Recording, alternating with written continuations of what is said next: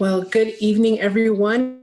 Thank you for joining us again this evening for the Future Peds Res IMG webinar for the 2022 match cycle. My name is Adobe Okocha. My pronouns are she and her. I'm a fourth-year student at Meharry Medical College and serve as one of the co-directors of Future Peds Res this year. Hello, everyone. My name is Tyler Brunsma. My pronouns are he, him, and I'm a fourth-year medical student at Penn State College of Medicine in the sweetest place on earth in Hershey, Pennsylvania. And I'm serving as the other co-director for Future Peds Res this year. We also want to make sure to take a minute right now to thank our founders, Dr. Michaela Neelakantan and Dr. Nick Heitkamp, who are both first-year pediatrics interns this year. They really got Future Peds Res off the ground last year, and we're so excited to be able to continue the legacy that they started. And of course, we'd like to acknowledge Dr. John Frona as well. He's the Vice Chair of Education and APPD Recruitment Action Team member, and Colleen Hughes, the Associate Executive Director of the APPD, who have helped make these webinars a reality. We're excited to have all of you here with us tonight, and we hope that all the information imparted by our wonderful panelists will leave you with some really great gems to hold on to tonight. So it is now my pleasure, and Adobe's pleasure as well, to introduce you to all of our equity managers for IMG applicants. That's Dr. Lamia Mohammed. Lamia is an IMG graduate from the University of Medical Sciences and Technology in Khartoum, Sudan, where she was born and raised. She is a passionate global health advocate and is currently assigned to lead several projects as a third-party monitor for UNICEF Sudan.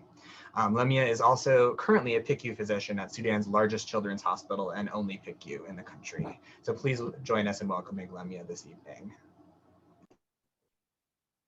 Thank you, Adobe and Tyler, for that introduction. I want to extend my gratitude for such awesome guidance from our two co-directors and the entire Future Peds residence team, as well as thank all our panelists for taking time from their busy schedules to answer our questions. Our FPR organization is dedicated to assisting pediatric residency applicants ahead of, during, and after the residency recruitment season. Next slide.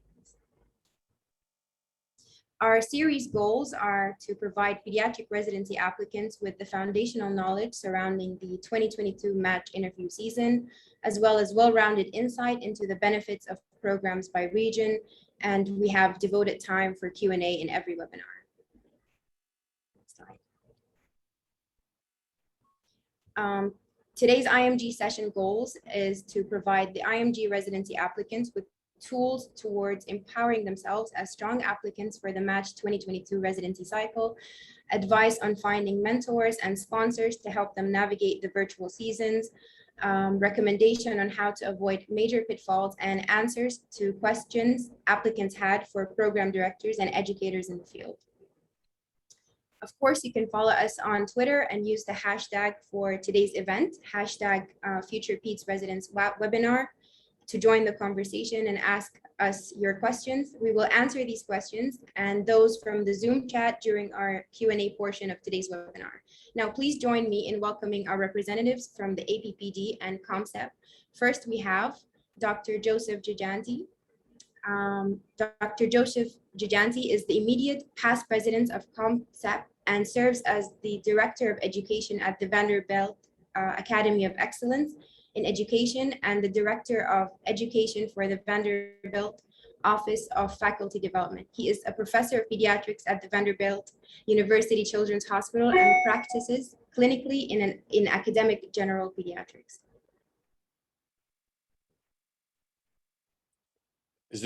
Am I on now?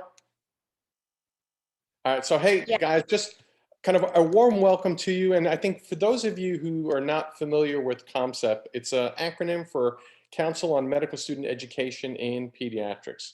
And I'm so glad we're kind of talking to all of you this evening. We are an international community of educators who really are kind of passionate about advancing the art and science of medical student education in pediatrics. So anyone who does faculty member who does any kind of education in pediatrics in the undergraduate medical schools and in osteopathic schools can be a member of COMCEP. And really, the vision for our organization is really better health for all patients through pediatric education, which we kind of feel, obviously we as pediatricians feel like we can not only impact the health of children, but also impact the health of the whole community, adults as well, with regard to what we are able to do as educators. So a couple of things that I just want to say is that, I think everyone is anxious about, I think just in general, we were kind of talking about this before you all came on. I think people are anxious when you're applying to residency. It's kind of a very anxious time in your life and worried about how do I apply, and will I get in, right? That's usually the most kind of anxiety provoking question. So a couple of things that we have done, and we actually did this last year in partnership with APPD and Dr. Becky Blankenberg, who you hear from in just a moment, is just we put together, once we figured out, or once we were told that all interviews would be virtual, we set up these regional webinars. So it's these joint efforts from APPD and ComCep and Future Peds Res. So I encourage you to, we've had, I think, one so far, but there will be other ones coming up in the future, especially regional webinars. If there are particular parts of the country that you're interested in, kind of strongly encourage you to join those webinars. I would also encourage you to look at the websites and I think social media these days, every residency program has a website. There's also a lot of social media information that's out there about residency programs. I encourage you to investigate those and explore those, especially in those parts of the country or programs that you're interested in. And the other thing is that many residency programs are going to be hosting kind of informational type of events as well. So just kind of keep your eyes and ears open for those events. And I think, the world is so much smaller today. So please reach out to us. Please reach out to others who might be able to help you and might be able to support you through this process. And, before I forget, best of luck to all of you. I hope you all end up in pediatric residency programs that you are happy with and enjoy, and just to hopefully, welcome you to the pediatric workforce. You'll be one of our peers and one of our colleagues before you know it.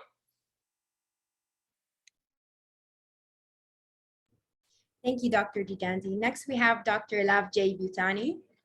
He's currently the president-elect for ComCep and professor of pediatrics at the University of California at Davis. Clinically, he practices pediatric nephrology at the UC Davis Children's Hospital. Thank you, Lamia. I don't want to take too much time from the panelists. So what I want to say is this is so exciting to see people from all over the world. And thank you to the Future Peds resident leadership for organizing these.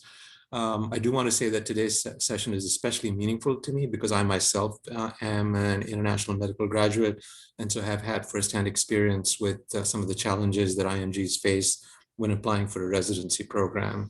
And that we are here today and talking about these strategies talks to all the progress that has been made by so many national educational organizations. So thank you again. Looking forward to learning from the panelists, and I'm going to hand it back over to you, Lamia.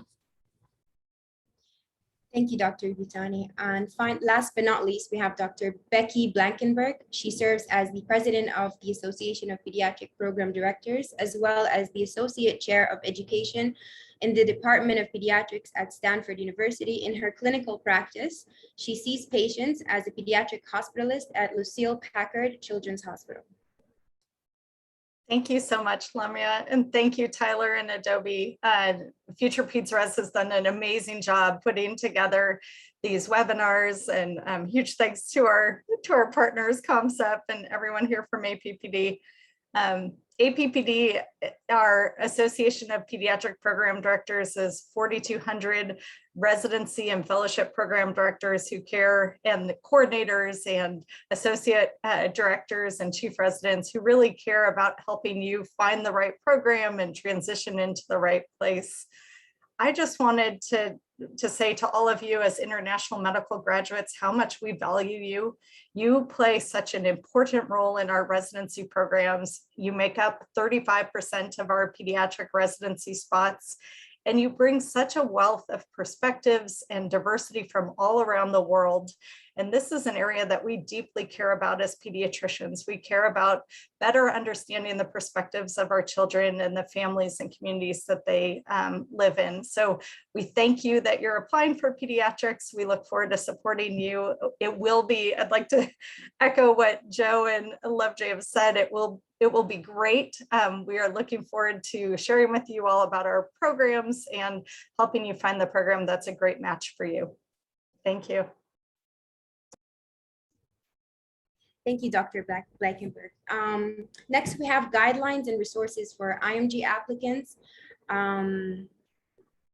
have the NRMP, AAMC, American AMA, Residency Explorer. We have ECFMG and FIMER for pathways for ECFMG certification and pathways resulting from suspension of USMLE Step 2, CS, and ERAS support services, as well as you can find information for J1 visa sponsorship for non-US IMGs. And you can follow the American Academy of Pediatrics and APPD. I myself follow APPD for their virtual cafes. It's a wonderful place for mentors and sponsors there. And I'd like to thank you, Doctors Lavjay Bhutani and Blankenberg, for that welcome. Now we'll be transitioning to the panel discussion. Our panelists will be answering our future PEDS residents questions, as well as questions from Twitter and here in Zoom.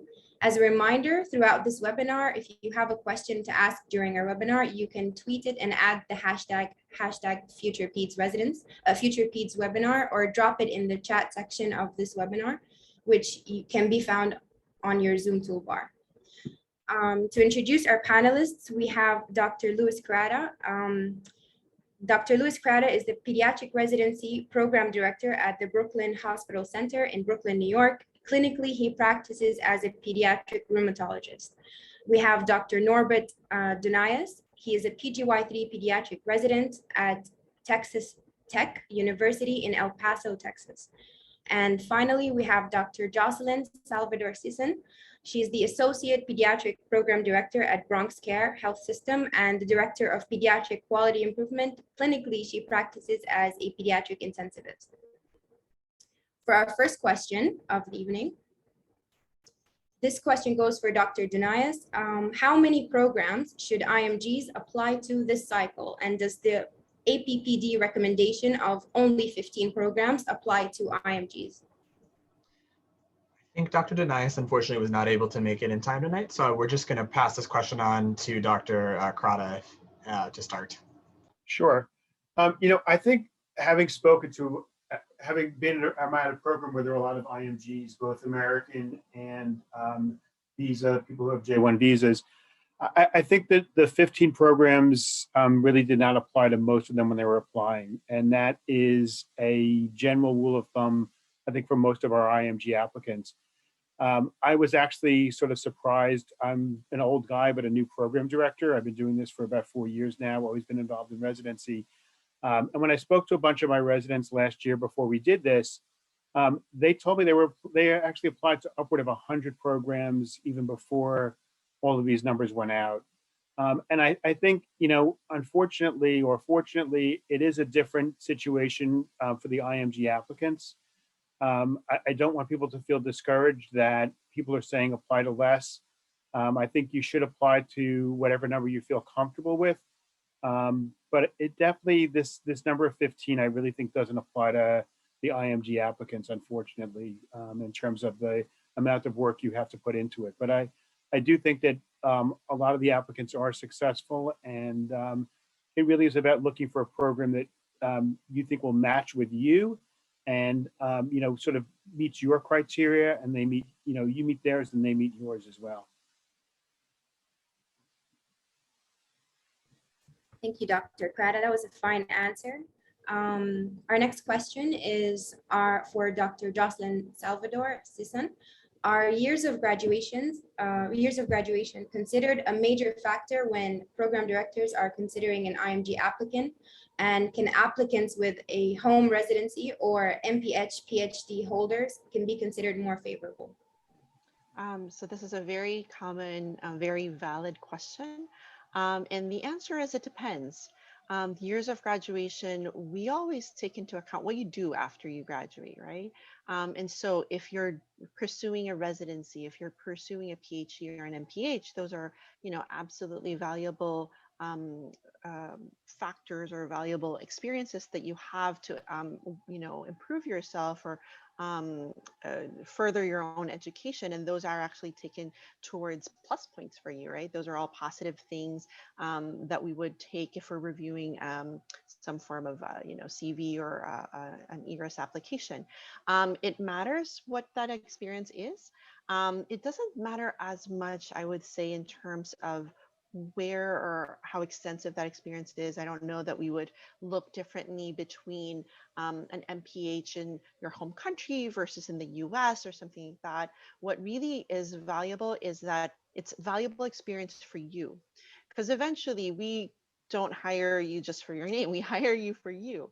What you bring in as your own personal experience, your own personal attributes, your value system, your knowledge is great, right? So one of the questions is it more favorable? Obviously, for IMGs and IMG friendly programs, we value that someone has experience, right?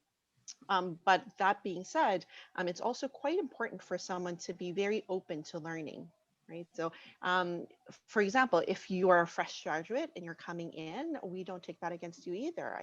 We see the person as kind of a sum of what their plan is. If a graduate did take some years after graduation for let's say non-clinical or non-medical or non-technical reasons, as long as there is a reason that the person feels comfortable with in terms of a decision, in terms of a life decision, and that's something that you can explain or that you can kind of account for. Again, I personally, for our program, we don't take that against anyone, right? There are definitely challenges that each and every one of us will face. They're going to be very different, and as long as the experience that you have for those periods of years is something that is not going to kind of prevent you from having this forward motion of being open to learning and experiences and being, leading you towards your ultimate goal. I think all of the life experience is valuable. Yeah. So for example, if someone takes a break for some personal reason, but they come back and they're full force and they really are motivated and they want to really pursue a career in pediatrics, that shows in both CV as well as in the interviews. And so we take all of that into account. Wonderful. Thank you, Dr. Sisson. Our third question goes for Dr. Krata. From unmatched to matched, what is your insight on how an unmatched applicant can strengthen their ERAS application for a second or a third match cycle? I think if you go unmatched, you really have to, again, I think you have to go back and look at the programs you applied to and make sure that, you applied realistically. I think in terms of, even the years of graduation, some of us do look at those years, and some of us, will say our hospitals really give limits. We will try to maybe extend those a year or two beyond that. But you can't, expect if somebody says on their website that they only take 2 years or 5 years, that if you're 10 years out, that you're necessarily going to be very competitive for that program. And I think part of it is, again, going back and looking at the programs, looking at where you think you really are competitive in terms of making your application there. I think the other things that you could really do are you have to show an interest in, doing pediatrics. It's great to spend a year studying for your boards. And, we do think it's important, obviously, that you pass the exams. If you pass step 3, that's, I think, something that really does put you ahead of some of the other applicants. And I know that when I look at, people who are 2 years out, 3 years out, maybe didn't match before, and I see they've taken the time to pass step 3, that really tells me they've used that time really very productively, and they're coming into pediatrics and they're going to be able to start studying peds. you know, it's difficult. Some programs look for research, some programs looking for more clinical experience. I think you have to be able to do something that you're going to be passionate about, and that if you do get that interview, that you're going to be able to talk to them very passionately about what you did for those years that you were out or didn't match for. Thank you. That was a really insightful answer. Our fourth question goes for Dr. Salvador Sisson. What do you think the value of telerotations is regarding an applicant for if applicants can't travel for a U.S. clinical experience and it's their only way of getting letters of recommendation from the U.S.? I think there's been a lot of discussion about, not just medical education, but just all of this kind of ability to move around the world, let alone like the US. It's also hard within states. And so I think all programs are cognizant of this limitation. And everyone pretty much knows that for most part of the past 12 to 18 months, all we were able to do were telerotations. So I believe that if you are able to get a telerotation and have valuable experience from it, it's going to be quite a positive point for someone who's reviewing an application, particularly if that experience is actually leaning towards some insight or some additional education for you. If you can talk, or if an applicant can actually speak very well about their experiences on that telerotation, and not just be a sole observer, that it's always great to be able to, and it's quite hard, right? So if you're doing a telerotation, it's very challenging to actually be interactive with not just the either the resident or the attendee who's on the other end of the line, but also with the patients. But this is actually a reality that we have, and we actually have telemedicine now. And so the more a person has been able to use that telerotation to further their own knowledge, skill, as well as understanding of how healthcare works, particularly in the US, the more valuable it becomes. Okay, so if an applicant just demonstrates how much knowledge they've gotten from the telerotation. Right. So, because you could get a telerotation, let's say, right, and all you are is an observer, but and I don't know if there's a little echo. But if you're just kind of observing and are not really able to get that much out of that rotation, I don't know how much more valuable it is. I would kind of compare it to an observational rotation where there's not much interaction with patients or not that much ability to discuss cases with a preceptor. It really depends on, I feel, the learner to be able to get through that. So if you could get a telerotation where you're able to ask questions, able to understand approaches, able to interact with either the preceptor and or patient, I think those telerotations are going to be valuable, not just for the application process, but just for your own personal knowledge in general. Okay, I pressed you a little bit on that question because we had a lot of DMs on the telerotation. Question 5 is for Dr. Queta. If you could choose one standout consideration, what would it be? As a program director, would you look at personal statement, international LORs, US clinical experience, or home clinical experience? So I know that, when you look at the statistics out there, unfortunately, the board scores are going to be the #1 thing that everybody uses to screen with. Letters of recommendation, I'm always very surprised are at the top of that list as well. I personally feel like your personal statement is probably the most important thing that I read when I look at an application. And part of it is because everybody should be able to get good letters of recommendation. Everybody's done pediatric experiences. Everybody hopefully has done well. Your personal statement, I should say, your personal statement really gives me the insight as to why you want to do pediatrics. And that allows me to look and see, is this person really passionate about doing pediatrics? And is this really what they want out of their life? And when I read a personal statement that I feel like, oh my God, this person really, really wants to do pediatrics, it means more to me than all of the letters of recommendation, than everything else, because that's what I really want. I mean, the department that I'm in is small. We're not in a major academic center. And I really do want, I want people who are passionate about pediatrics that I'm bringing into my group. And it's sort of, you know, the preview to an interview, really, almost, because, you know, again, this gives me the insight into what a person really is interested in. So I guess I would say personal statements above everything else. And if I could just add to that, the personal statement, for some reason, you can also figure out whether, not perfectly, but have a sense of whether that person is a good match for your program. So, you know, there are programs that have, like Dr. Krata said, different priorities. They're looking for different characteristics or traits in applicants. And somehow there are some, the ones that really stand out, you almost see, yeah, the resident that succeeds in your program in that personal statement. I don't know if that makes sense. For me, sometimes I'll see a personal statement. I'm like, that person I think will succeed in our program because they're looking for something that we can offer.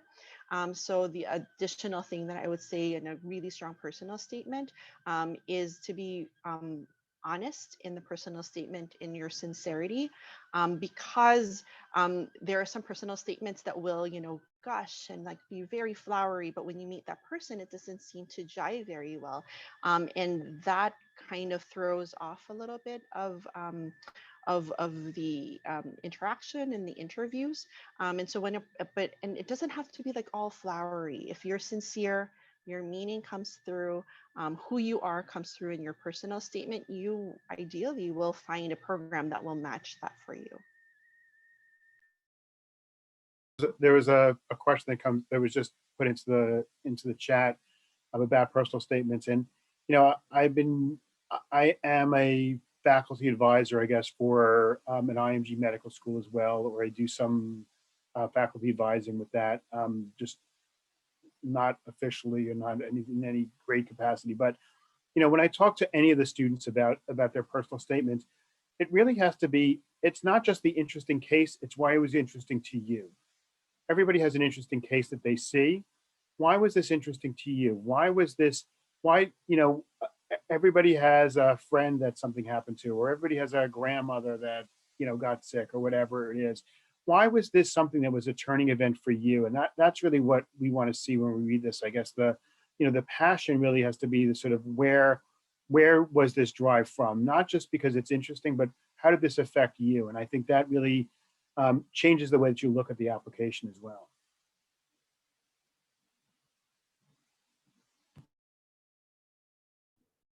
Right. Next, let's transition to some of the questions we received from social media in the chat. Don't forget to use hashtag FuturePedsResidence webinar on social media, or add your questions to the chat. It seems like we're running earlier than scheduled, so we'll be asking more questions.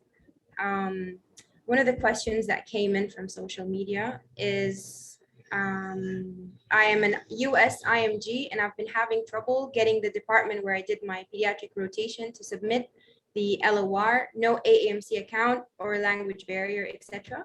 I saw that it is possible for me to submit the letter myself if I do not waive my right to see the letter. Does this have any implications on the validity of the letter? Does it look worse in any way? Is a waived LOR considered stronger for an application versus a non-waived one? I can let just Dr. Cueta or Salvador hop in on that question. I mean, a waived letter, I think, always looks better because it, you know, that you haven't collected 10 letters and then picked up the 3 best letters out of those letters. I think when I read a letter and it hasn't been waived, I always think, you know, that's my thought. Or that somebody's seen the letter before and they know that what they're giving is, you know, what they're getting is good. It's better. It's not bad. I always say, like, a lot of things are better. The alternate is not bad, but there is a better edition. The better edition is if you can get the letter waived, you know, that you didn't have the right to see the letter. But just because you did, it doesn't mean that it's bad. You know, especially if you can get other letters of recommendation that you waived. I think that, you know, one that you have not waived is okay if you can get the other ones waived. But again, it just gives that element of somebody's collected 10 letters and now they're fished through the letters that they really think are the best letters, and they're only promoting those letters that are the best letters available. So would you rate a stronger, sorry, go ahead, Dr. Susan. Oh, go ahead. I just said I agree. Yeah, I was just going to ask if a US LOR is considered stronger than a home one, and would you prefer a LOR that is more personal than generic? And if you could expand a little bit on the letters of recommendation, since we're getting flooded with questions on that. I mean, obviously, the more personal the letter, the better it is. When I read a letter that is, 50% or 75% describing what the program is like and the patients they see and what the expectations are, and then there's 2 lines at the bottom, again, it's not the best letter. It's not the strongest letter. So the more personalized letters you can get, the more important it is. I know that a lot of the IMGs that I have that are, international graduates cannot actually get American or US letters. And I think that as long as the letter is really very personal and is directed at that resident or that applicant, I should say, I think that's what really matters the most. It's not so much the where it came from. It's really, do I get at least some idea of what that applicant is like, and that somebody really feels that they did a great job.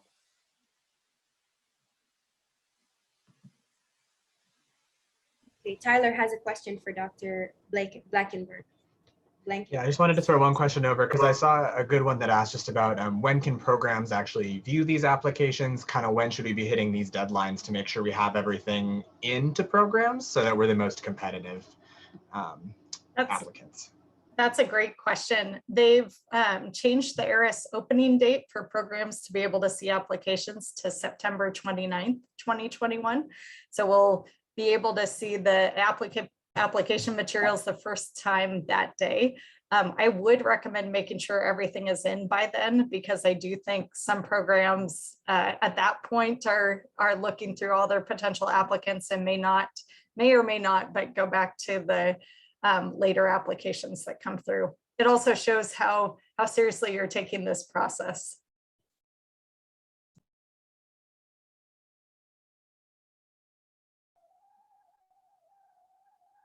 One question that came in from our Zoom chat is it a good idea for candidates to address red flags in the personal statement? And I'll just let Dr. Sisson go ahead. When you mean red flags in the personal statement or red flags in the CV in general? The questions are personal statement. I think in general, red flags, like how can an applicant address red flags? Should they address them in the personal statement or the CV or in the interview? It's a great question. In terms of red flags in the CV, the ones that are more general red flags are gaps. So if there are empty gaps in education or experience, that's where someone reviewing that application might go, so what did they do for that amount of time? And sometimes it's a little hard the way that ARIS is built, but we sometimes have to do like a mental time puzzle and trying to go, okay, so they graduated. I've had crib sheets where I've written like, they graduated so-and-so, and then somewhere in the application, oh, they did a residency or maybe some MS. So, oh, but they also volunteered in this period of time. They had to do their state mandated internship. So all of those gaps, we actually write it. I wrote the ones I really am interested in. I write them down. And if there are gaps, those are really good to address in the personnel statement. If someone is honest in terms of why they had to take a leave of absence, why there were gaps in their education, and how this had either improved or strengthened their resolve to pursue further education and further training and residency, it really answers a lot of things. It doesn't leave me questioning as to whether or not, I only have X number of interviews to give. Do I really have the ability to give this person a spot to do the interview for? That kind of helps out because we're unable to communicate with you. So that kind of communication helps out a little bit. In terms of red flags of being straightforward with, let's say there are poor marks. So you have some low scores or failures in medical school. Some people have addressed that either in the personal statement. I've had some address it through the LOR, through the program directorship, or maybe even the MSPE. And those also help out in terms of understanding some things. I've seen MSPEs, and I'm not quite sure actually if this is specific to institutions or med schools versus, just generalized, but let's say a person had to repeat something once or twice for either personal reasons or technical reasons. We've seen in the MSPE where it says there was a little pause so that the med student can complete steps so and so. And that helps out because it's not just the applicant who's kind of filling in the blanks. There's, a valid reason for that, so that helps out too. Um, Other than that, I can't actually imagine seeing other specific red flags that you don't put in yourself. So the other thing that I would probably suggest is if you're putting together your profile, if you're unsure about what is okay or not okay to put in, professional experience, volunteer experience, work experience, learning experience, sometimes you'll put in there like hobbies or things like that. If you're unsure, maybe get a second set of eyes on it. Or maybe that's where the peer mentors will come in, or your faculty mentors will look into it and say, I don't know that that's appropriate, or maybe that is not coming through the right way in terms of the wording. Maybe we can reword it this way. And then that experience or that volunteer work will actually come through more. I've seen some CVs where the volunteer kind of repeats itself either once or twice, or it repeats in the work experience, and that kind of like makes your CV look longer. But really, if you're looking really into it, there's just one or two items that kind of keep repeating itself. So I would suggest also to just, when you finish, before you submit, just review and make sure that there's not a lot of redundancies. Can I Uh, just want Go ahead, Dr.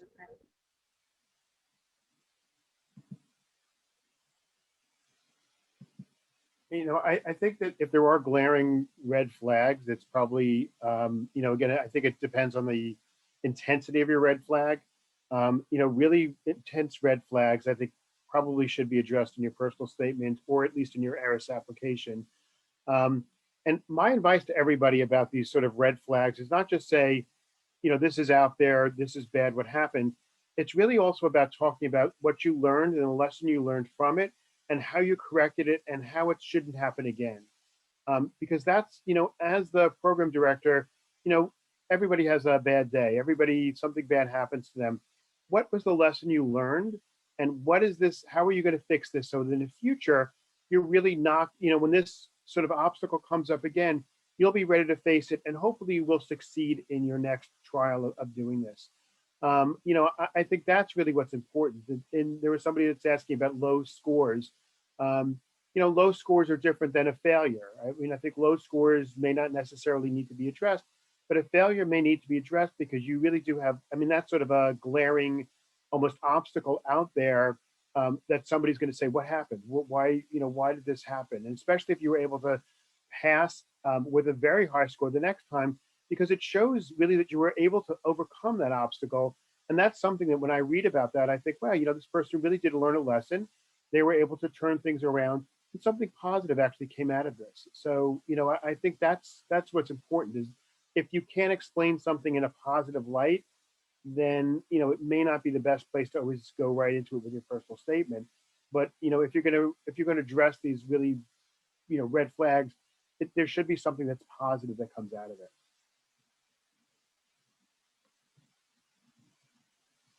What would you call as an intense red flag? What's an intense red flag? So, I think failures, that's, I think, one of the biggest red flags out there is really failures, either academically or in any of the testing. Those, I think, are major red flags. And a lot of filters, people who filter may actually bypass you.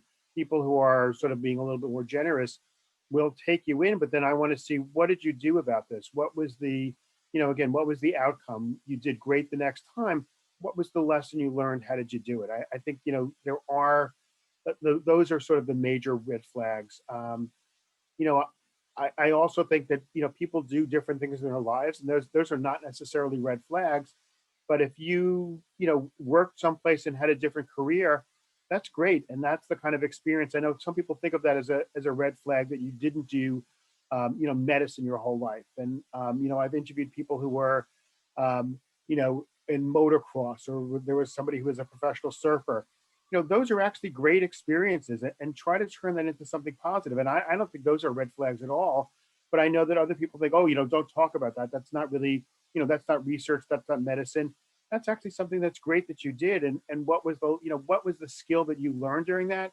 And how can you, what skill are you going to bring into the residency program with that? And I think that's really something that's important as well.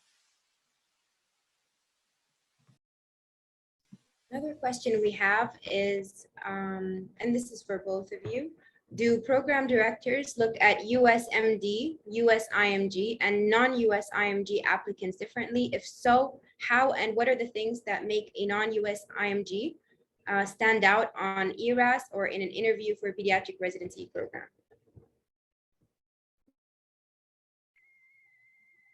So, I mean, I'll tell you, as a program that does take both US IMGs and non-US IMGs, we don't look at them any differently, but I know other programs do look at visa status. And I think that's unfortunately something that, again, you have to look at realistically. So if a program is willing to accept an IMG, but not a J1 applicant, you have to look at you have to say that program is probably not going to be for me. And that they're most likely not going to accept the J1 applicant. If you, as a program that takes both, I don't look at any of them any differently. I look at the applications holistically. So, it's obviously a little bit easier administrative wise when somebody doesn't have a J1 visa, but, as a program that takes both J1 and US, we're looking for the best applicants. So that's not really the major thing that I'm looking at in the end. And I think there might have been a question in the chat about if on the website or on the application page, a program actually says we're not sponsoring. Most programs are really thinking about this. IMG programs who've taken IMGs in the past have really had a lot of challenges over the past 2 to 3 years, not just with COVID, but even previously, of being able to process paperwork and get the residents in time, get them, situated. And it really has been a very difficult situation and a very difficult pill to swallow for some programs. I know that our program has had challenges. Fortunately, we've been able to get around it. But if some programs have really decided that their state or their ability to process, let's say H-1B visas is very limited, it might be both to the applicant and the program's benefit to be honest about that. And so if the program does very frankly state that unfortunately we're unable to take any kind of visa status, that's going to be something that I would take very, strongly.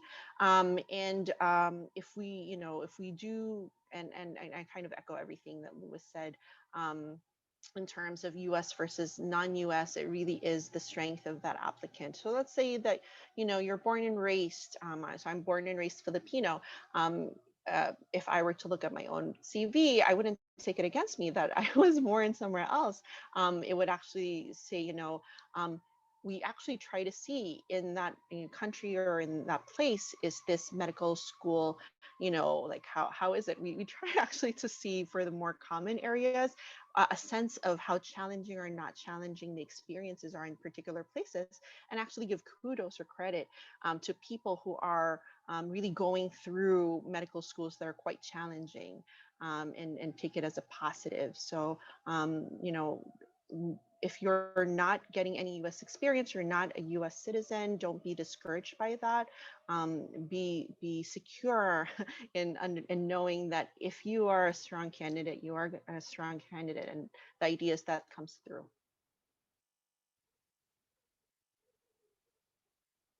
Our next question is also open. With step 1 being pass or fail, is a low step 1 score still considered a red flag? You want to say it's the first year this is going to happen. So, I mean, I knowing this was coming, I started an experiment with my my filtering last year. Again, just because of the number of applications you get, I think the first filter realistically is going to be the board scores that people look at. It's just impossible for small programs to look at every single application. And, it's unfortunate, you try to see as much as you can, but, you have to at some point make the filters. Last year, I really went to the experiment of looking at very low step 1 filters to see what I would get for my step 2 scores. And I was pleasantly surprised that even with the low step 1 filter, that I was able to actually capture most of the applicants that I would have taken anyway. And that's going to be at least my way of doing it again this year. I don't know that everybody else is doing that, and I would strongly recommend to anybody that is, sort of looking at that's that way, because we're not going to know, the 195s from the 270s next year. It's really not going to make a difference. So it gave me like a little bit of a better insight as to what what sort of a pool I got when I looked at a lower step 1 score. But I don't know that everybody's doing something like that at all. Yeah, especially for IMG graduates, they considered step 1 score as one of their most motivating factors to score high, and it could distinguish them from AMGs. So that was another popular question we had. We have our last 2 questions. Does US clinical experiences or research experience in other specialties help or harm a candidate's application, even if they do have pediatric experience as well? So in terms of research experience, I mean, it's always a plus when you have additional experiences to add on to your own medical knowledge and clinical experience. Some programs have stronger research, residency programs have stronger research programs. Some of them not so much. So it's just a matter of how you're going to be able to use that additional education towards what you want to do. There are some that go through an MPH, and what they want to do is academia, right? And so if you want to be extremely academic, maybe it might not be such a good fit to go into, let's say, a community-based program that is academic, but at the same time won't be able to provide you with the opportunity for the type of research that you may or may not be able to do, or that you're looking for. There are some who may have an MPH in a program that has like a really strong public health program, or international global health program might be something that would be more enticing to someone with an MPH or some form of degree in epidemiology. And those programs will also likewise be, looking at that and go like, well, that's a plus. That person might, be happy here and thrive in our program. In terms of being able to utilize other things like US experience.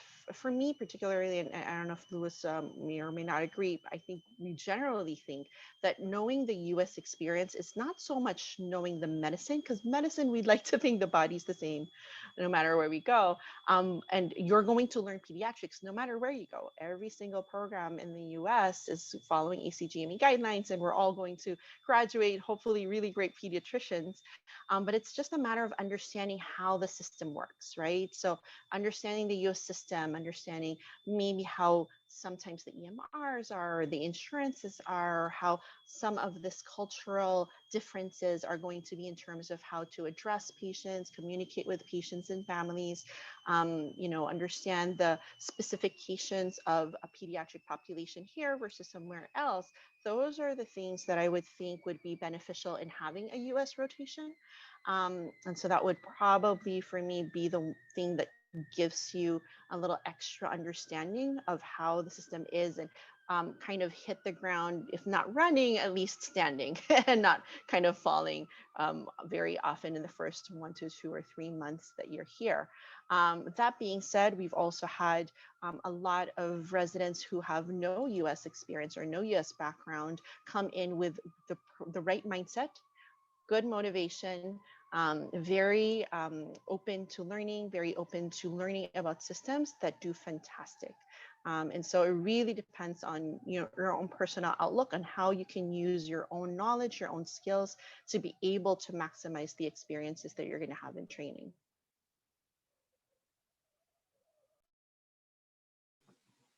I guess it seems like, I guess the question was also whether you need to do some pediatric, whether it has to be all pediatric or it can be outside of pediatrics. Again, I think it's all about your passion. I think this is something that you can address in your personal statement and probably should be addressed in your personal statement. If you do a lot of non-pediatric experience, why was that? Why did you do that? And why, again, did you shift to pediatrics? This is, again, your personal statement is a great opportunity to explain things in your life and for us to get that really nice insight as to what your passions are, where this was driving you, how you started out. I think a lot of students sort of may do like, 3 or 4 projects just because they find them. That's not as meaningful to me as, that somebody did something because there was a real passion for them in that. And then they realized that, while they were doing their clinical stuff, they really loved pediatrics. They may have been really interested in, nephrology and adult medicine or something beforehand. But then when they did their peds elective, they were like, wow, this is really what I want. This is the population that I find most interesting. And just finding out what that passion is. And, I think all of that really, again, comes back to your personal statement. Those are not necessarily red flags, but your personal statement is a great opportunity for you to explain all of these things that you think are not as easy to look at and not as easy to put together as a cohesive package, because that's really the place you could do all of that. And it's not a lot of space and it's not a lot of time to do it in, but that's a great opportunity and a great place to do it.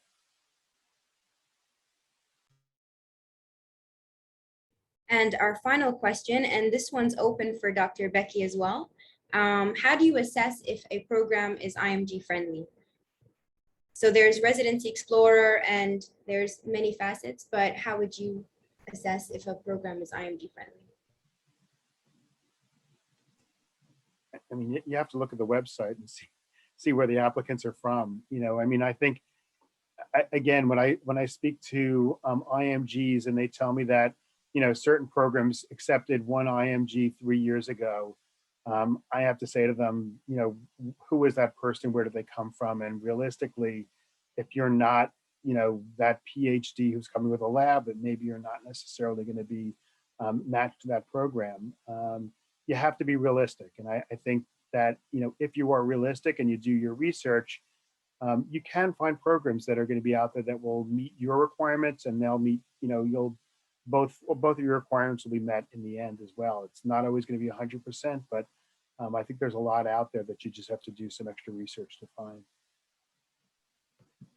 I kind of echo that. The website, especially during COVID, where everything is pretty virtual, even programs such as ours, which didn't have like that robust a website, have to put in a lot more information on there because people are unable to meet our residents and come to the campus and see what things are like. And so one of the things that we do put on there is who are our residents, where do they come from, where do they go?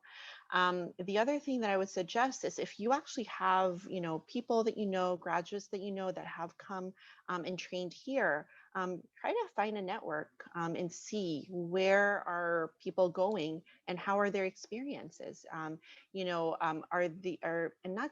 not just the program. So a huge part of residency training is about the program, of course. You want to make sure that it fits you, fits the type of work that you're able to do, the type of teaching that but you also want to be somewhere that you're going to be happy. And so if you know that, you love to drive and you like to, travel and have outdoors, so maybe a very urban setting with, very competitive areas and very fast lifestyle might not be great for you. And so when you network with other people who've come to the US and trained, that's additional information that I would actually get from them. Is it IMG friendly, not just within the program, but are you able to find a community that you're going to be okay in? Because beyond work, you have to have a life in the next 3 years. That's highly important. I think one of the key things to having a good residency experience is that you can breathe, that you actually have a life within work and beyond work. And so IMG friendly programs to me includes, neighborhoods or communities or environments that also allow you to feel, happy over the next 3 years as much as you can. And so I find that networking with graduates, with people from your school or from your region or from your country, where do they go? how happy were they in those programs, I would also kind of go towards that. And to come back to one of the earlier questions about how many programs you applied to, I would actually say find first the programs that you know are going to fit you. And if that comes out to 10 programs, 30 programs, 50 programs, I would prioritize those, whether it's regional, experience-wise, because the hardest thing is when you don't have any kind of, special consideration. If you're not locally inclined, then that's when you start getting into like near 100 applications, and it's hard to concentrate on where you want to go. And so when you think about all of this, is it an IMG friendly program, not an IMG? I want to apply to IMG friendly programs. That might be the case, but it might not fit you. And so I would really make sure that if you have the opportunity to do this kind of research, I really highly, recommend that.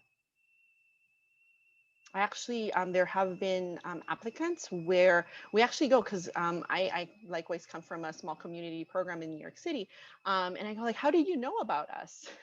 And sometimes when they say, I know this resident who graduated so and so ago, or this resident who's currently there, we actually like it, because then we say, so what do you understand is happening in this program? And if the chemistry is good and the communication is good, at least we'd like to know or think that that person has a good sense of what is happening in their current residency program. And so they have a certain set of expectations that we probably, hopefully, will be able to live up to, as opposed to being this big idealized US program training where maybe you have an idea or expectation for yourself as an IMG, and then you come in and it might not meet your expectation.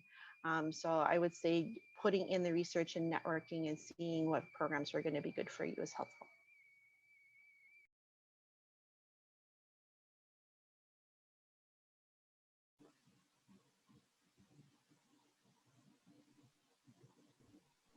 Thank you, Dr. Oh, go ahead. I just was going to add that I really appreciate the advice that's been given tonight. And I think as they both emphasized, there are 220 pediatric residency programs, and they are fantastic programs, and each has its strengths. And so finding the ones that really fit you and fit what you're most interested in and will support you in that process, I think is incredibly important. And I appreciate also the thinking about where you want to live and the communities in which you want to live as well.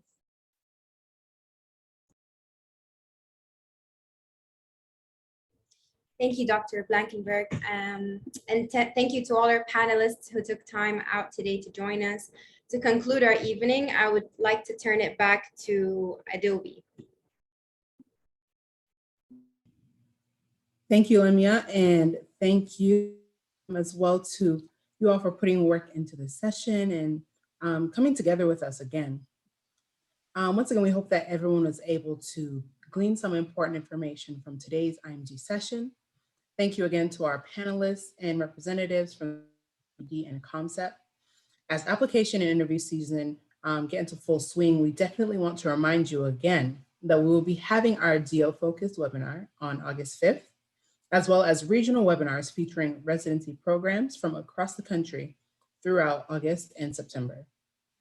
You can register by visiting our website at futurepedsres.com and clicking on webinar series registration here on the homepage. You only need to register one time, and you can select multiple sessions to attend. Also, be sure to stay tuned to all things Future Peds Res and Peds Match 22. Give us a follow on Twitter, Instagram, and also be sure to sign up for our listserv to keep up to date on everything that is coming up soon. And I will now turn You're good. Thank you, Adobe. And then I just wanted to put one final, just shameless plug in that at the very end of all our webinar series in mid-September, there will be a survey that comes out to everyone that kind of attended, just to give your feedback regarding the Future Peds Res webinar series. And we would just love it if you take a few minutes when that does come out to complete it. It'll help us continue to improve this cycle year after year. With all that being said, we wish everyone a great remainder of your evening. Thanks so much for joining us. Thank you again to our panelists and all the representatives. And we look forward to seeing all of you at the upcoming webinars. So thank you. Thank you all.